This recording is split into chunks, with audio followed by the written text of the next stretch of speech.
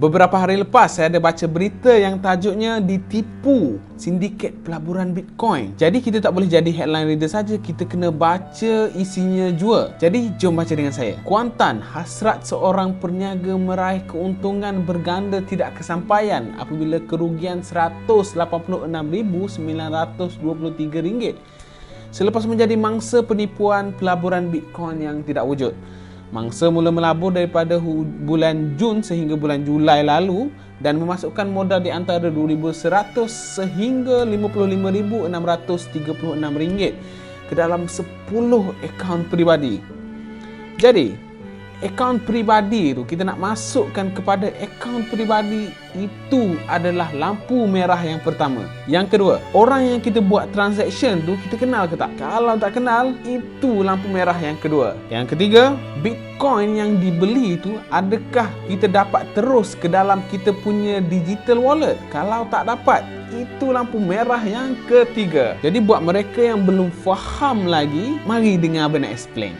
Bitcoin adalah digital asset. Ini bermaksud Bitcoin tiada dalam bentuk fizikal, hanya ada dalam bentuk maya, boleh jadi online, boleh jadi juga offline. Saya buat contoh fizikal ya, supaya senang untuk kita faham. Let's say saya nak membeli Bitcoin sebanyak RM10. Untuk contoh.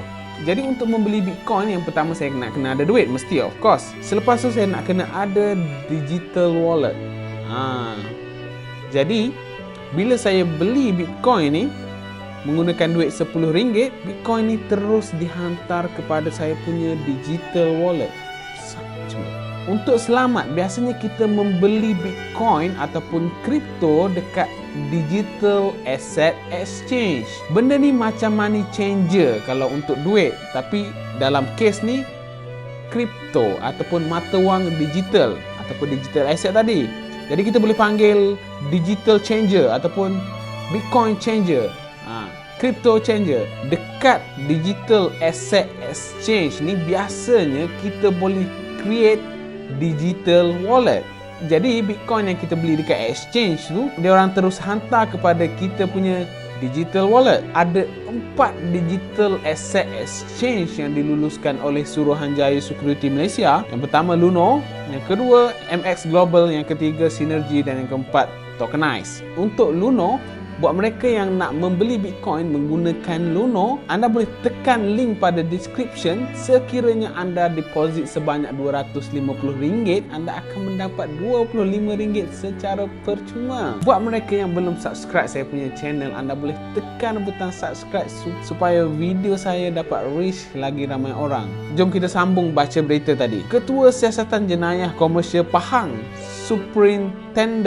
Superintendent Muhammad Wazir Muhammad Yusof berkata mangsa tertarik dengan pelaburan Bitcoin selepas melihat akaun Instagram suspek yang diperkenalkan di website Uniswap. Apa yang kita tengok di Instagram tu bukan semuanya real.